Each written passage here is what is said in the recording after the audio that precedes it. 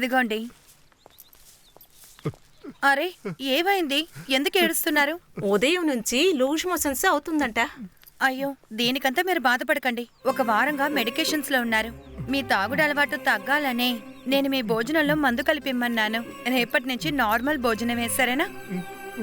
మీకిక తాగాలనిపించదనుకుంటాను. లేదమ్మా, ఇక ఎప్పుడు నేను తాగనమ్మా. ఇక మీదట నేను అనాథ, నాకంటూ ఎవరూ లేరని బాధపడద్దు.